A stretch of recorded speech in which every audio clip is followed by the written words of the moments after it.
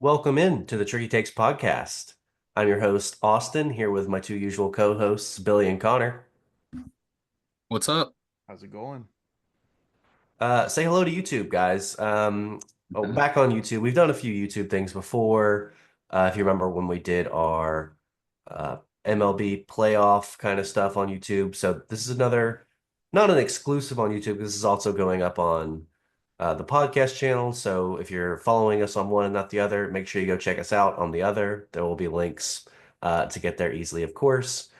But this is our 2024 awards show. Last year, Connor and I did this. Billy was out when we did this show, and Connor and I handled it, if I remember correctly. So this time, we all three got involved. We all three nominated different moments and players, and you'll see all the lists and all the awards that we have to give out. But we all nominated, and then we came to a consensus. So we have a full, ready to go awards show with clips of all of the winners. So if you're listening to us and you want to see the clips of what we're giving the winners to, please go check out the YouTube show. It'll be linked in the description of the podcast. Go check it out. If you're going to just sit back and listen, enjoy the show. But to all you on YouTube, you're going to get a nice glimpse of what exactly we're giving the awards to. Is that everything? Connor or Billy, do you have anything to say before we jump into the awards show? No, Now ready to go. this was a real fun one to put together, though. It was. A few of these were contentious, Yeah. but a lot of them also had just like a clear winner. Only one of them, the very last award, are we giving a first, second, and third place to. The others are all just one winner. And we might mention a few runner-ups and things like that, but we don't actually have the clips for those, and we didn't decide a second and a third place and things like that. But we're going to start at the top with our announcer call of the year. And I'm just going to go ahead and play the clip for you.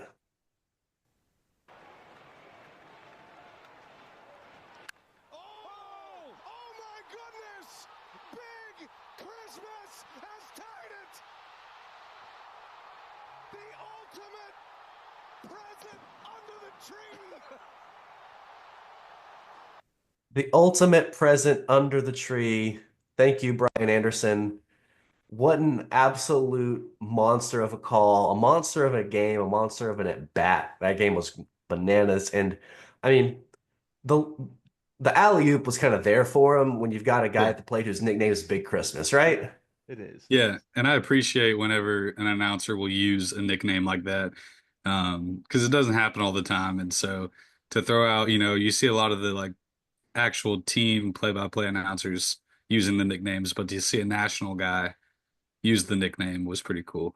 I mean, especially that moment too. I mean, it's game three, win or go home at this point. I mean, it's everything on the line, and you tie it up right there in the ninth. I mean, just electric.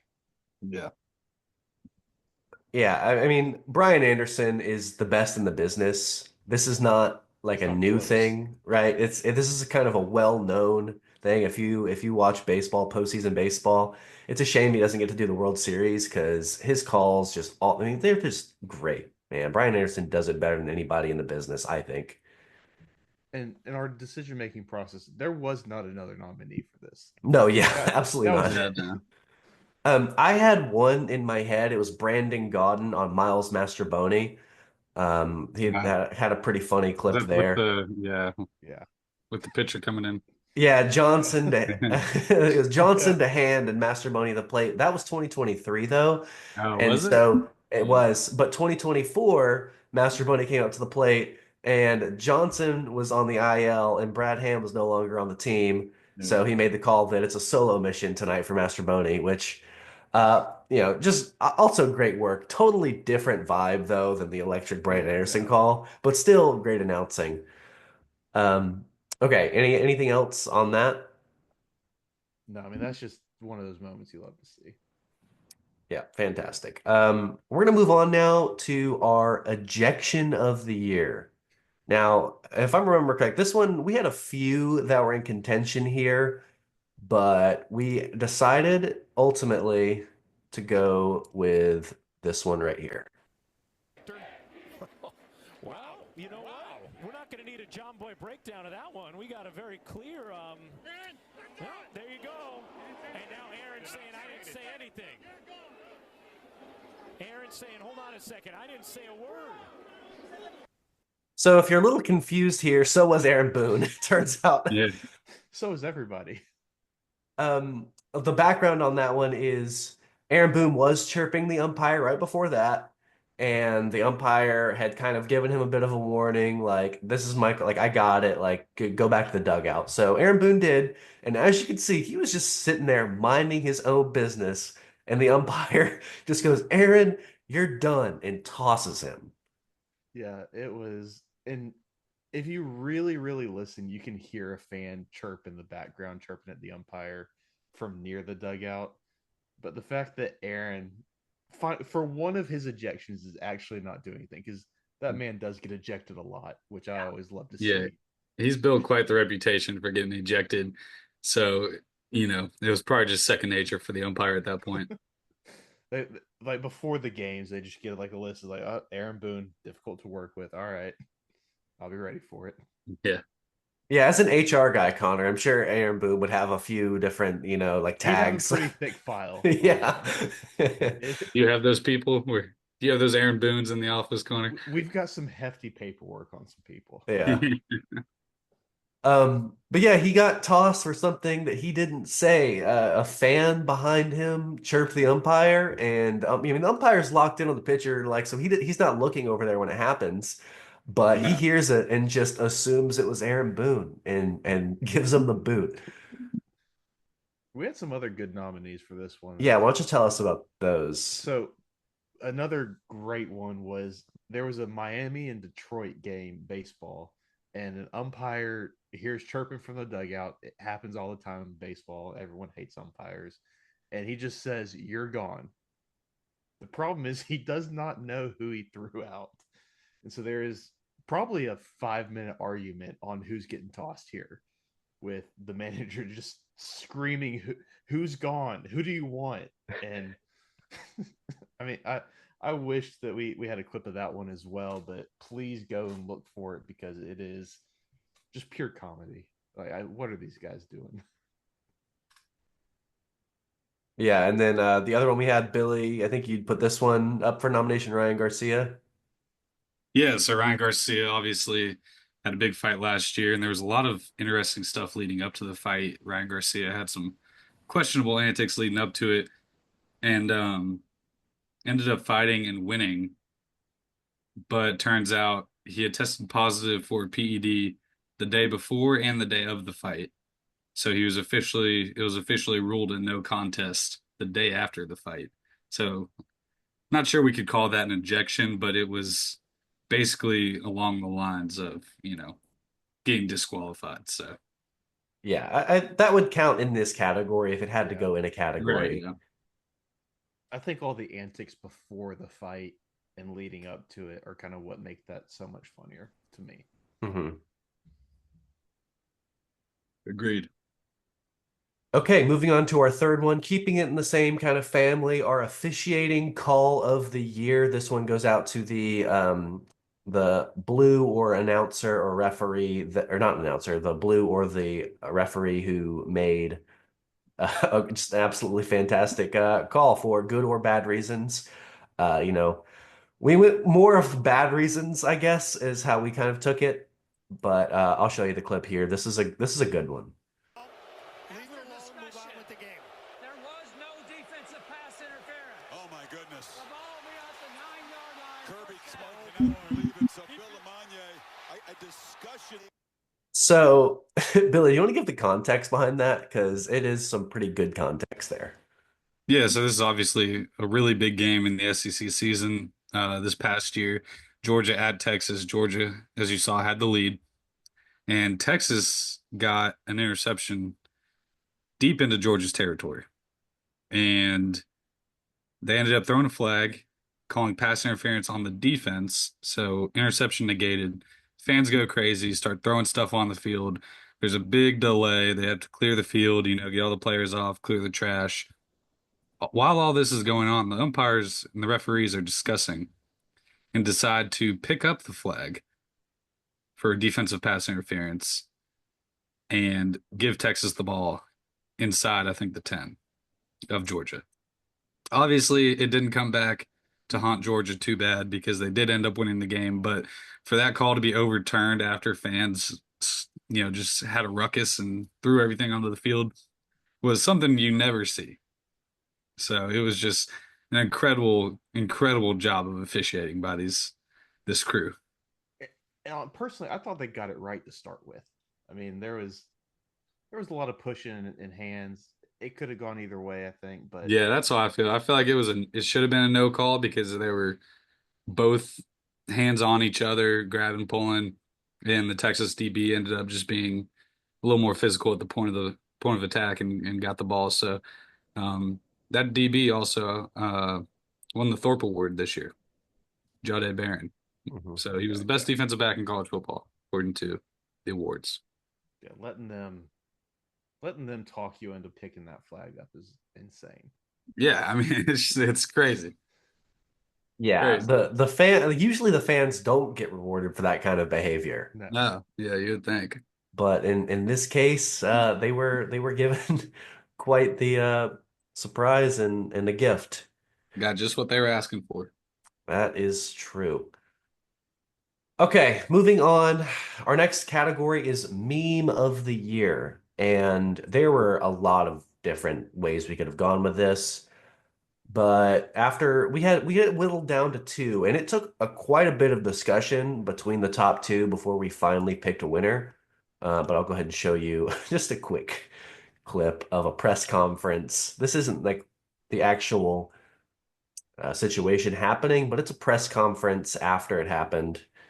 And yeah. I don't really know. I feel like my head's still spinning. I can't really explain what happened this morning. I did spend some time stretching in a jail cell. That was a first for me. So Scotty Scheffler spent some time stretching in a jail cell after being arrested on his way to the course. Yeah, obviously a crazy moment, an unfortunate moment with everything that transpired there that morning. But you see on the headlines the day of a major that the world number one is going to jail, and you're like, what is going on? Then you see clips of everything going on around him at the time, and then he ends up going out there and still playing around at a major golf tournament, which was just incredible. And if anybody if you know anything about Scotty Scheffler, you know he's like the most down to earth, like number one player in his sport probably in the world. So it's just the combination of events here is just nuts. The way he handled the press conference too, he's like, "Yeah, I just did some stretching in jail. Never done that before. Went out and shot a great round." Yeah, He would he have won did. that tournament. He Oh, did. I know. Crazy. He didn't. He did not win. No. Did not win. No, he had a decent tournament though. It was a good showing. Yeah. And that's a tough course. Valhalla is not an easy Mhm. golf course. And like to be, going through all that kind of stuff mentally, like golf is a really tough game mentally, anyways. Yeah. Oh, I'm So aware. to be going through that kind of turmoil and stuff. And then Connor, as you mentioned, handled the press conference great. Starts out the press conference saying like, guys, like we all know what happened this morning. I can make no further comments on it. Like the situation's getting handled. Like if you have any questions Yeah. about golf, we can talk about that. And then like that's the first question that gets asked, and that's his answer. So um clearly like, was coached up by his lawyers on what to say, like, what to say. Yeah. And then Scotty's just one of the dudes though. Mhm. Couldn't help himself in the end. No, absolutely not. Now we get on to a fun one. This one also had, or let's talk about some of the runners up for that award Oh, really yeah. quickly. Connor, Yeah, you have meme of those? the I mean, we had Ray Gunn at the Olympics and Yep. the Oh, entire routine, which killed an entire sport in the Olympics. yeah. We had anything that Will Levis did in the first half of the season this year. Mhm. I mean, there's Yep. probably 10 that we could have picked from. George Pickens had a great moment, but I think we were really between the ray gun dance and Scheffler, and that was a tough call. I mean, both of the I just think that Scheffler was more our sense of humor and our style. Definitely Yeah. related more to And that. the mugshot itself has turned into a great meme. We didn't Yeah. show the mugshot, but go look it up. I send that all the time. And that's Just like technically the meme of the year. yeah, Not the the mug clip we showed, but yeah. yeah. There's not like a good clip of the mugshot, so like we Right. wanted to show that as the context. But the actual mugshot itself is the meme that is still like in my camera roll in my memes folder that I send. So yeah, that's the actual meme part of it. Let's move on though to celebration of the year. This one also had quite a few good nominations, but if you know anything about me, you'll know what my heavy favorite was. And I'll just go ahead and there was it was going to this team or group almost assuredly, but we had to kind of whittle it down to which one of their celebrations was actually our favorite. Unfortunately, no sound for this one. You get the gist of it. But this is the celebration, or this is the dance from the movie White Chicks, and they pretty much nailed it. They destroyed that dance. Flip included, just fantastic In stuff. full pads and everything. Yeah, Yeah. I mean, the amount of effort and time that Cam Bynum and the Vikings defense puts into these coordinating these celebrations, the film study, the choreography, everything. I mean, they're in the hotel room the night before games, and it seemed like every game they ended up pulling one out, which was impressive. So yeah. true There were dedication to the Defense. craft. there was they went on a generational run to end the season. They did. Like Yeah. it was crazy. They had the White Chicks, they had the Camp Rock, they had the High School Musical, they had the Ray Gun dance, the Usher music video. Like there's so many to pick from, but that's what ended up winning. What else did we have in our like honorable mentions, or did we have nominated for this, Connor? We had Dylan Stewart emptying the clip on Jackson Dart, Yep. which Yeah. was an elite, and I think that's probably the most worthwhile flag I've ever seen for an unsportsmanlike. If he would have gotten ejected for that, that might have been ejection of the year. Oh, Yeah, 100%. it probably would have been. 100%. I'm surprised he did. They changed the rule because of that celebration. Yeah. Let's see. After that, we had Tiger hugging his son after the hole in one. That was a real cool one. And then Jesse Winker on a random April day just hits an absolute nuke of a walk off and takes everything just about off before he gets to first base. He throws the helmet down, the elbow guard down. Just goes bananas. I mean, Yeah. And usually that kind of happens. Usually the helmet gets tossed like as you're about to touch home. Yeah. No, he hadn't reached first base yet, and he was like taking everything off. Yeah. Um, And I think, luckily for us, 2025, I think, has already blessed us with the 2025 celebration of the year. yeah, that one's probably already happened. Junior Caminero. That was The bat going 30 feet in the air. yeah, that one's probably gonna win. We need to put that one in the memory bank for 2025's awards show. Going away. Yeah, Just missed the deadline for this year's show. indeed. Okay, next up on our list is upset of the year. So this goes out to the game that had the biggest upset, and there were a few, but as soon as this one kind of got added to our list that we were talking between, it was kind of obvious. And anytime you have a small school beat one of the, kind of blue bloods of college football, yeah, absolutely, you're going to get To ask Mitch Jeter. And that's blocked at the line of scrimmage. And the Huskies are celebrating the biggest upset in their school's history. Notre Dame taken down by Northern Illinois University. How about them Huskies? Man, And all Notre Dame did after that was win every game left on their season, on their schedule up until the national championship. So, Northern Illinois kind of went downhill after that too, but incredible moment for them. Shout out Ty Bowles. on the Yep. coaching staff there. So yeah, I mean, I think we were focused on college basketball first because when you think of upset, you think of March Madness immediately, I Hmm. think, you know. Yes. And so we were focused on that, Oakland beating Kentucky, NC State's run, and then we were like, guys, Northern Notre Dame Illinois. lost to Northern Illinois this year. So yeah, pretty easy one after we came to our senses a little bit. It was definitely a very App State versus Michigan way back when. Hmm. Yeah, it Is had what it that felt feel a to lot it. like. On a Yeah, block kick again. being on a black block kick Yeah. just kind of adds the icing. Yeah. Uh, but yeah, what were you mentioned some of the other ones we had, Billy? What was our list of other nominees there? Connor, you have those?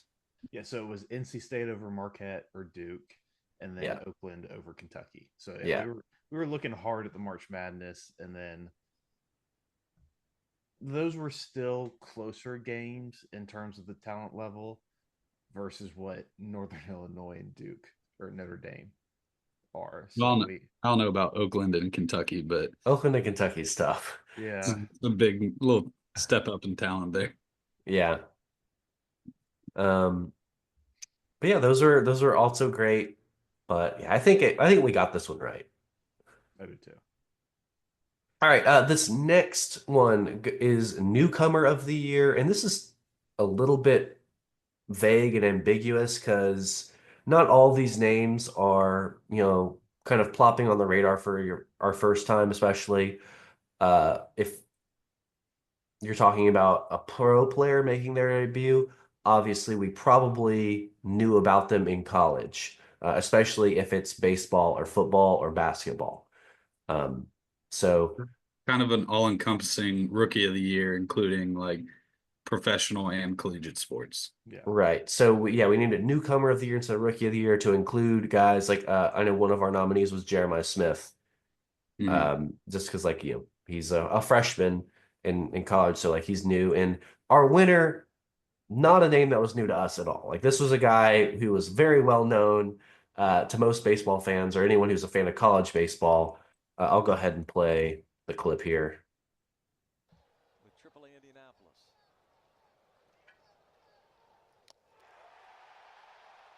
That glorious mustache. 101 as well for your first strikeout of your career is kind of bananas. Yeah. Painted too. Yeah, He just painted on the pumps back. gas. I mean, Ski's accomplished so much his rookie year, so I mean, tough to not give it to him with the dominance that he had, getting an all-star start as a rookie, very rare. Obviously, winning rookie of the year as well, so future's bright there for him in Pittsburgh. Yeah, I mean, what the control and velocity and movement that he's got on all of his stuff. And we all knew that he was going to be good. It's just we're very thankful that he was able to be so dominant so fast. I mean, it's a big jump college to the MLB. So it made that a pretty easy decision. Yeah, and just absolutely ripped his way through the minor leagues too. Yeah. Like just I mean, no. should have broke with the big I league was team, gonna say but he really should have, but I understand their hesitation a little bit. yeah, Yeah, it's just not really something that gets done in baseball. But I mean, he made a very short stop in the minor leagues before he hit the bigs. yeah. And that clip right there we just showed you, that was his first strikeout in the show at 101 on the black. So like he made his announcement well known when he got up to the bigs. And overall, it was a great start. I think he had like 6 Ks in that game Yeah. or something like that. So a great start, and then starts in the All-Star game. Just not really much left to say about Paul Skeens at this point. Yeah. No. Like Austin mentioned, we did nominate Jeremiah Smith. He was a true rookie coming in, or a true freshman, I'm sorry. And then Jaden Daniels of the NFL, just outstanding rookie season, but had a bit more ups and downs than what Skeens did. Okay, now on to, I mean, that's probably the first of the big ones, but this one is one of the bigger awards we have here. This is just overall athlete of the year. This could be any sport, any level. Just like what, and this is again 2024 from January 1st to December 31st. We're not counting anything you did in 23 or 25 up to this point. So in this kind of block of dates, what'd you have done? So this is who we went with. By Gabby Marshall. Here comes Clark. How will she go for history? All-time NCAA Division I scoring record. Went on to win Rookie of the Year. Obviously, drove a ton of audience to the WNBA, the Indiana Fever, and really kind of put women's basketball, took them up a few steps, I think, Yeah, in the Absolutely. popularity department, at least for WNBA and whatnot, and in-person attendance, TV viewership, all that has skyrocketed since she got into the league. Yeah, super big impact on just the game that she is in as a whole. I mean, we kind of saw something like that when Shohei came over from Japan. We saw our numbers spike, in an overseas Mhm. market for that. But the WNBA, from not having much of a market share at all to going to I mean, still smaller than the other major leagues, but has a much larger market share of people watching them and going to stuff, and all because of her. So that paired with her performance in the March Madness tournament, easy choice. I saw somebody say today they were speaking on Caitlin Clark just recently decided to not participate in the 3-point contest at the NBA All-Star break, which we saw Sabrina Ionescu do, I believe, last year. She decided to not do that and wanted her first 3-point contest to come at the WNBA All-Star break. And somebody was mentioning Caitlin Clark is not moving the needle; she is the needle, yeah. and I think that's very true. But who else do we have nominated for this? So we also nominated Scotty Scheffler and Dog. Saquon Barkley. Both of them, I mean, Scotty Scheffler is like prime Tiger. It was kind of the selling point. He's winning just about everything he's entering. And then And including a gold medal. yeah, including a gold medal in the Olympics. And then Saquon Barkley is just having the greatest non-quarterbacks, a great one of the greatest non-quarterback seasons ever. Yeah, Yeah, I mean, I if think what probably put Caitlin Clark above those two was that she set an all-time record and then also, won a major award. I think if Saquon had broken it, we might have put him for that rushing yards, but Yeah. I don't know. If he didn't break it this year, I don't know that anyone ever will.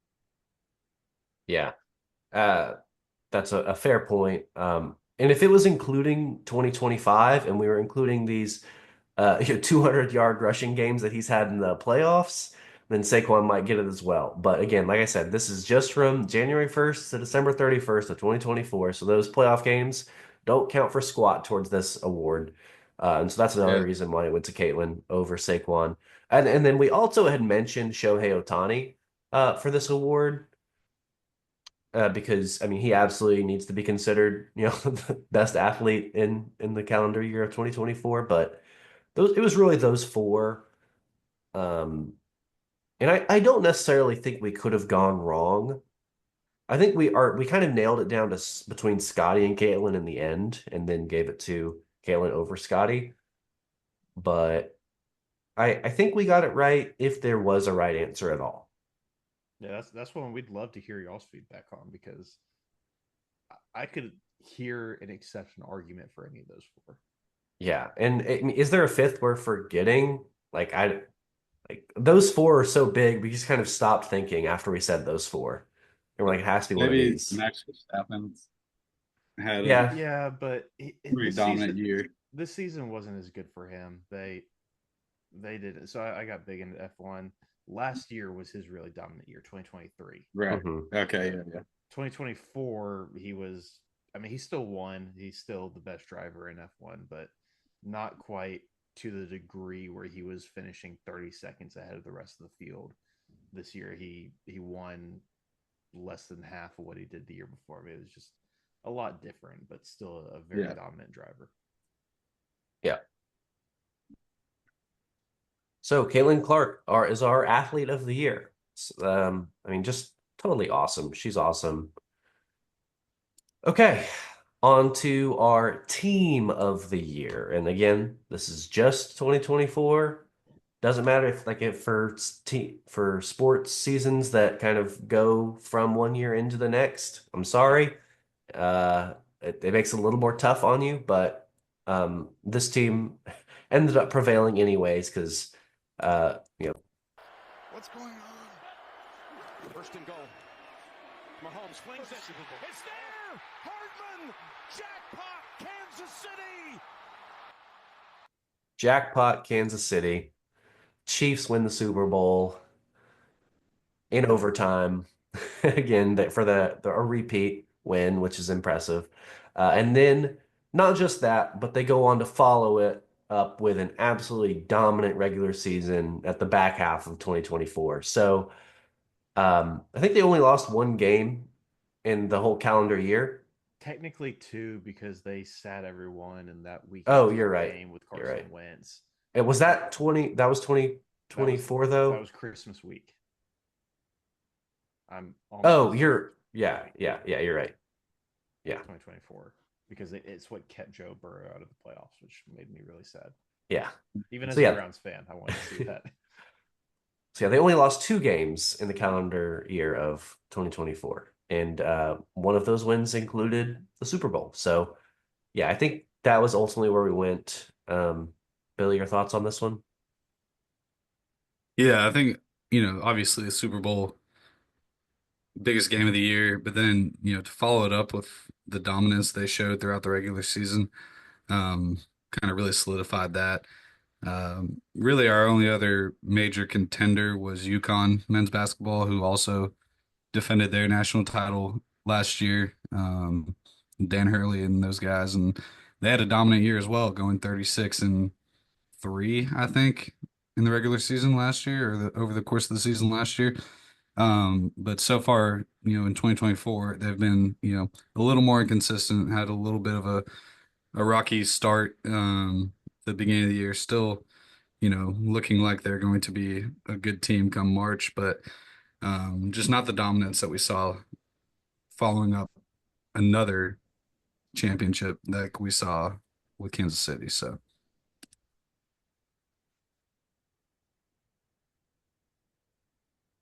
Yeah, good point. The how the team continues their next season matters in this category. So yeah, that's why I went to the Chiefs ultimately.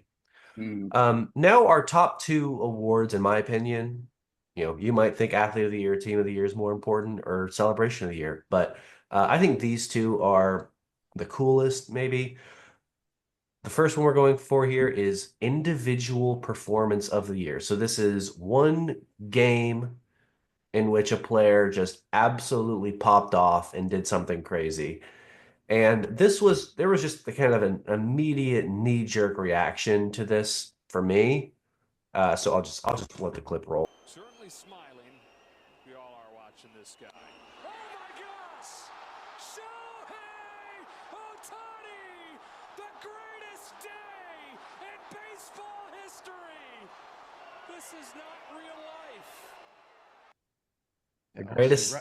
rattle off the man's stats for the night. Yeah, it was a 6 for 6 night. I think it included 3 home runs, 2 stolen bases. One of the home runs was his 50th of the year. That put him in his own club of 50 home runs and 50 stolen bases, which had never been done before. He had already um, been closing on it. They knew it was going to happen. He got it. I think it was in his first or second at bat of the night he got that. And then just continued to roll. Like he didn't kind of let his guard down and just enjoy the moment, especially because the Dodgers were up big. You could see in that last clip there was a position Blair pitching, yeah. but he goes up there and just kept doing it. A position player on the mound, he didn't care. He went upper tank off a position player for his third homer of the night. And just another fantastic call, by the way. Yeah. Yeah. And 10 RBIs too. Yeah. So, I man, mean, if you're seeing it and it looks like a beach ball coming in, like you're not taking those hacks if you've got a chance at it. No, and I think the call was very accurate. The greatest day in baseball history for an individual player, that wasn't winning, I guess, a championship or anything like that. Um, I mean, I don't know if that'll ever be done again. It's absurd to get Yeah. there. The only one, and this was never going to beat what Shohei did on that night. The only other nominee that we really talked about was Billy mentioned him, Max Verstappen. He had a stupid good race in Brazil this year. It was raining the entire time. He started in 17th, and by like the 15th lap, he was in the top three, and he went on to win that race. I mean, just this is 20 drivers at the top of the game, and he just dominated that field, made them all look like they were in go-karts. It was actually insane what he managed to do. I was so happy that I got into F1 this year and was able to watch that live and kind of understand how special that was. It was tied for, I think, the third latest start in a race to win. So it was like he's won, a few people have won from 17, like two from 18, and then one guy back in the 80s won from 22 before they shortened the field. So it is not something that is easy to accomplish at all. Yeah, that's also very impressive. But yeah, Otani takes it. That was just ridiculous. Other people have done it. No one's done what Otani did. No, not even that close, to be honest. No. And not on a night like that. Like just absurd. You hit the milestones. You have a career best night. I mean, it's all perfect. Yeah. Okay, so this comes down to our final three, and we have these going first place, second place, and third place. We're gonna play them in reverse order. So you're gonna see third place first, and then second, and then first. And I'm just gonna go ahead and play all three back to back to back. We can watch them, and then we'll talk about them and kind of how we got to this exact order that we put them in. I don't know if I even said the category name. This is moment of the year. So not, the course of the whole game, but like one play or one, few seconds, one drive, whatever kind of we got to. This is just a specific moment that all fits in one clip that is moment of the year. Durant back to Curry, dancing on Batum, over the double team. Oh! It's a golden dagger! Night, night, night! A golden dagger for Steph Curry is our third place finisher. Our second place finisher. Left leg is destroyed. Finally, in minute 25, Holloway shows some mortality. Look at this. Holloway just told him, stand right here. Oh, big connection late.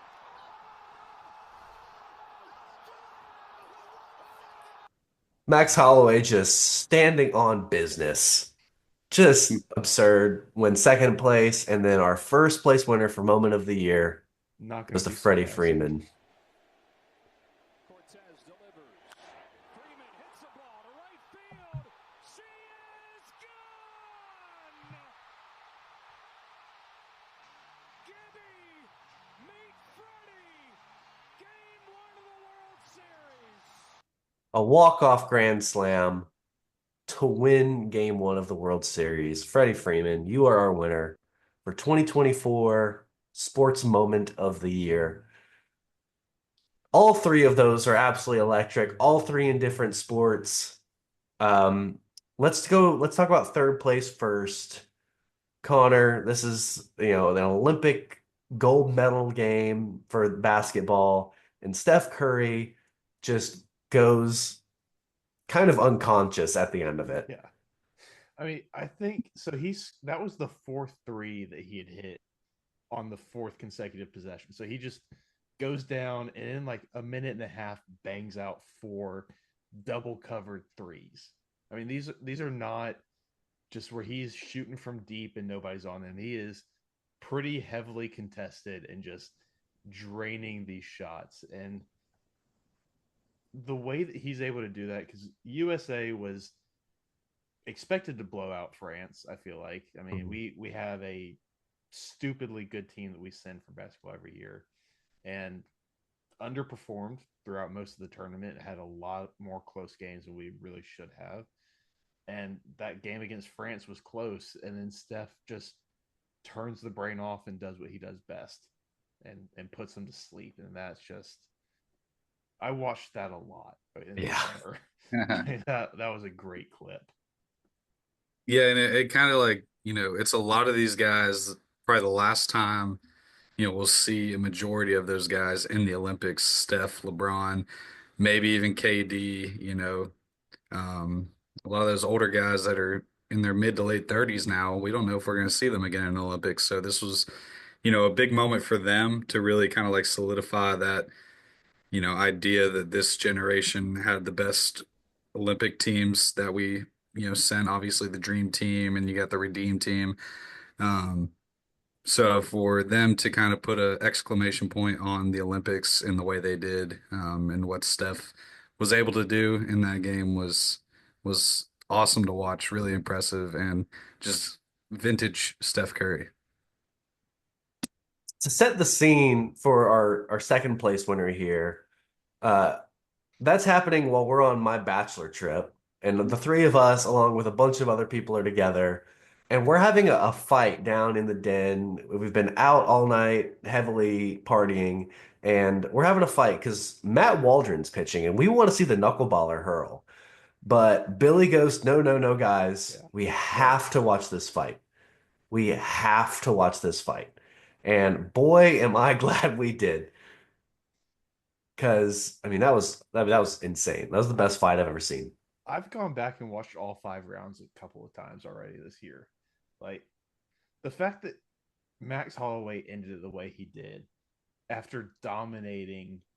I mean, I think at that point it was a clear 3-1, potentially 4-0, and he had no reason. He was clearly winning that round as well. He was clearly winning round 5, and just decides that, you know what, this is for the BMF title. I'm gonna prove why I'm the BMF champ, and I'm gonna stand here. I'm gonna call him to the center. We're gonna bang it out, and he just puts it with 1 second left to put him down like that. Yeah, and that's something we've seen Max Holloway do countless times throughout his career. He is, known for standing on business like that. And so to do it just in the environment that it was, the BMF title, against Gaith G. And, obviously, like you said, Connor, he had a clear advantage. He was clearly winning that fight. And he put the fight on the line at the end, 10 seconds to go, and just said, you know what, let's just swing. May the baddest mofo walk out of here. And he sure did. So, to combine it with it being at the buzzer, made it even better. And I love Dana White's interview after. He was like, people ask me what I do for a living. He said, I sell holy shit moments for a living. And that was one of Yeah, them. that Yeah. was absolutely one of them. Yeah. We were all standing. We were Oh, all yeah. sitting down watching the fight when he points to the center of the octagon and it's like right here, right now. Like, 'cause, you hear the sticks, they're like it's about to be in, and he points, everybody got on their feet. Yeah. Yeah, Everybody. I mean, you just knew there was going to be fireworks. Yeah, absolutely. And it did not disappoint. And speaking of fireworks and not disappointing, Freddie Freeman, there's really just not too much to say about this. It is just like it's every kid's dream. You're in the Yeah. World Series, you have the bases loaded. They There's 2 outs, I'm pretty sure. yeah, like the whole, I mean, it's just the stars aligning and just demolishes the baseball as well. Like a no Yeah. doubt walk-off grand slam in the World Series. The only way it could have been better if it was like a game seven. Right. It's like but like a game one's just as awesome too. Because like game one's one of those like the most pivotal game. Like whoever wins that first game is at such a big advantage for the whole series. And the Yankees kind of blew it. Nestor Cortez comes in to close. He's not a closer. It's a lefty on lefty matchup for Freddie. Just The two biggest absurd. brands in baseball, Yeah. Yeah. Dodgers, Yankees. I mean, it set the stage. Everybody was kind of like, okay, we got an all-time series on our hands. And unfortunately, it didn't necessarily play out that way because Freddie Freeman continued to just hit home runs throughout the Mhm. rest of Yep. the World Series. But nevertheless, I mean, just the moment I think was just like peak, like you said, Austin, you nailed it. Every kid's dream. You know, if Mhm. you ever played baseball at a young age, that's what you picture yourself doing at some point. Yeah. And You've imagined yourself in that situation thousands of times. I mean, Billy and I in the corner of R.L. Turner have yeah, played that out so many times as children, like, If you um, played baseball at all, you've played that moment out in your head. yeah, I mean, it's yeah, crazy. It's just one of those moments where you can't look at it. And I don't care what you can be a Yankees fan. And you're going to be like, yeah, that's a cool moment. that's pretty cool. That's Yeah, you and the just got to sto tip your cap.